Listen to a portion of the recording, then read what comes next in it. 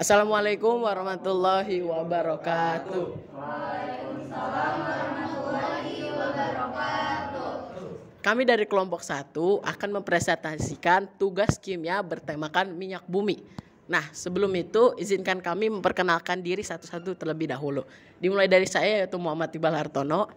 Nama saya Muhammad Alfian. Saya Syaraf Hatarayan. Nama saya Muhammad Malik Abdillah Wiguna. Saya Ulayadi Kuncoro. Nah, di sini tuh ada pengertian dari minyak bumi. Nah, pengertian ini akan dijelaskan oleh Suhel. Minyak bumi adalah campuran dari berbagai senyawa. Dan senyawa yang paling banyak ditemukan di minyak bumi adalah hidrokarbon. Oke, selanjutnya ada komposisi dari minyak bumi yang akan dijelaskan oleh Aul. Nah, di sini saya akan menjelaskan komposisi minyak bumi. Jenis senyawa hidrokarbon, persentase 90 sampai 99%, kandungan senyawa alifatik, jenuh, aromatik, dan sikloalkana. Jenis senyawa belerang, persentasenya 0,7 sampai 7%. Kandungan senyawanya tioalkana, alkanatiol. Yang ketiga ada nitrogen, persentasenya 0,01 sampai 0,9%. Kandungan senyawanya pirol. Yang keempat ada oksigen, persentasenya 0,01 sampai 0,4%. Kandungan senyawa asam karboksilat. Yang kelima ada organologam, persentase sangat kecil. Kandungan senyawa logam nikel. Nah, di sini ada pembentukan minyak bumi. Pengertiannya atau itu akan dijelaskan oleh Alfian. Oke, jadi pembentukan minyak bumi itu sebenarnya sudah dijelaskan di teori duplex yang berisi minyak bumi terbentuk dari jasad renik tumbuhan dan hewan yang sudah mati berjuta tahun lamanya.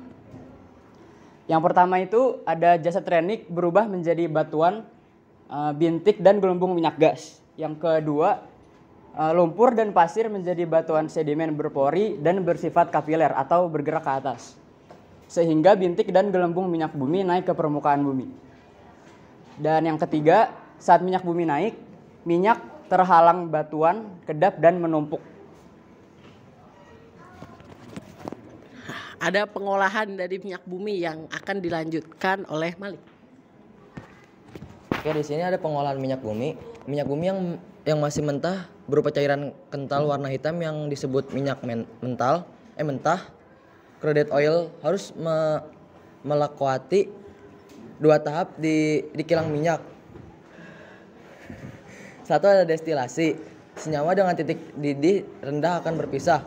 Hasil dari proses distilasi. Fraksi 1 menghasilkan LPG. Fraksi 2 menjadi bensin atau petrokimia.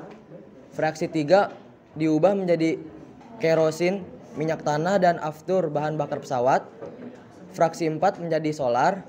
Fraksi 5 menjadi residu yang berisi hidrokarbon.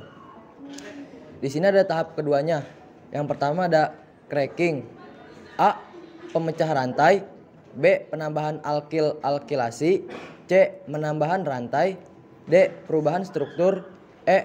Perubahan isomer. Kedua ada ekstrasi. Membersihkan produk dengan pelarut. Yang ketiga ada kristalisasi. Produk dipisahkan berdasarkan titik didihnya. Keempat ada treating, pembersihan produk agar kontaminan terbuang. Nah, di sini ada fraksi proses distilasi yang akan dijelaskan oleh saya sendiri. Fraksi yaitu ada gas alam, jumlah atom C-nya ada 1 sampai 4, titik didihnya mencapai 30 derajat Celcius dan kegunaannya sebagai bahan bakar gas LPG. Lalu selanjutnya ada petroleum ether, jumlah atom C-nya 5 sampai 6 dan titik didihnya bisa sampai 30 sampai 90 derajat Celcius. Kegunaannya sebagai pelarut atau dry cleaning. Selanjutnya ada gasolin atau biasa dikenal dengan bensin. Nah, itu memiliki jumlah atom C 5 sampai 12. Titik didihnya bisa sampai 70 sampai 140 derajat Celcius. Lalu kegunaannya sebagai bahan bakar kendaraan bermotor. Selanjutnya ada nafta dengan jumlah atom 6 sampai 12. Titik didihnya 140 derajat sampai 180. Kegunaannya sebagai bahan industri kimia. Dan selanjutnya ada kerosin, jumlah atom 9 sampai 14, titik didihnya 180 sampai 250 derajat, dan kegunaannya sebagai bahan bakar rumah tangga. Selanjutnya ada aftur, jumlah atomnya 12 sampai 18, titik didih. Kegunaannya sebagai pelumas. Selanjutnya ada parafin atau lilin, jumlah atom 20 sampai 30, titik didih 370 derajat ke atas. Kegunaan sebagai bahan lilin, korek api atau semi sepatu. Dan yang terakhir ada bitumen atau aspal, jumlah atom 25 ke atas, titik didih 500 derajat Celcius ke atas. Lalu kegunaannya untuk pengeras jalan. Nah, selanjutnya ada dampak positif yang akan dijelaskan oleh Aul. Di sini saya akan menjelaskan dampak positif. Yang pertama, sebagai sumber energi utama. Yang kedua, dapat menciptakan lapangan kerja dan menghasilkan pendapatan yang besar bagi negara. Yang ketiga, mendorong inovasi dalam bidang teknologi dan industri. Yang keempat, pendapatan yang didapatkan dapat digunakan untuk pembiayaan layanan publik. Oke, selanjutnya ada dampak negatif yang akan dijelaskan oleh Mal. Di sini ada dampak negatif. Yang pertama ada pencemaran lingkungan yang dihasilkan dari hasil pembakaran minyak. Yang kedua, kerusakan lingkungan yang dapat dihasilkan dari pengeboran minyak bumi. Yang ketiga, penyebab ketergantungan terhadap minyak bumi. Keempat, tidak meratanya bagian hasil kekayaan dari industri minyak bumi sehingga menyebabkan kesenjangan sosial di beberapa daerah. Kelima, ada merupakan sumber daya yang terbatas. Nah, sekian presentasi dari kelompok kami. Apakah ada pertanyaan dari ini? Oh.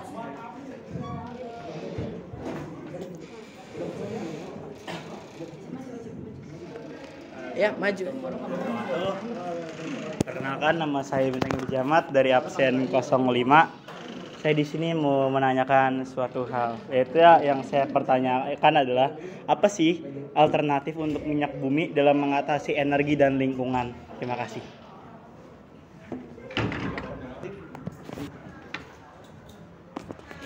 Oke, itu pertanyaannya ya.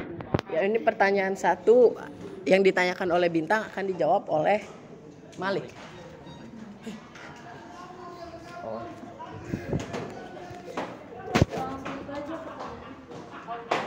Yang izin menjawab dari pertanyaan Bintang, jawabannya alternatif termasuk energi terbarukan seperti tenaga surya, angin, dan biomasa, serta pengembangan mobil listrik untuk mengurangi ketergantungan bahan bakar fosil.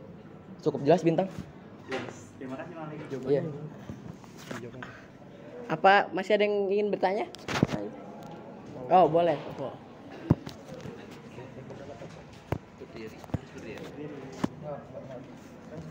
Baik, perkenalkan, nama saya Volvo Aditya. Saya memiliki sedikit pertanyaan, yaitu bagaimana cara minyak bumi diekstraksi? Oke. Pertanyaan dari Volvo akan dijawab oleh Aul. Oke, saya akan menjawab pertanyaan dari Volvo, bagaimana minyak bumi diekstraksi. Jawabannya yaitu minyak bumi diekstraksi dari sumur minyak bumi di bawah permukaan bumi dengan menggunakan teknologi pengeboran.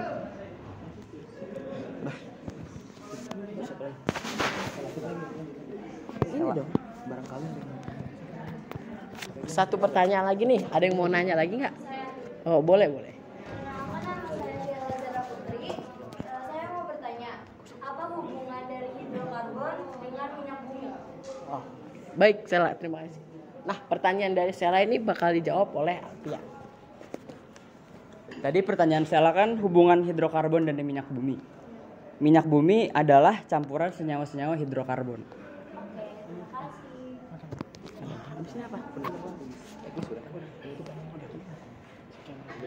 Nah, itu dia presentasi singkat dari kelompok kami. Kalau banyak salah ya maaf ya, karena masih pemula nih, Puh. Nah, ya udah. Jadi sekian presentasi dari kelompok kami. Kurang lebihnya kami mohon maaf. Assalamualaikum warahmatullahi wabarakatuh.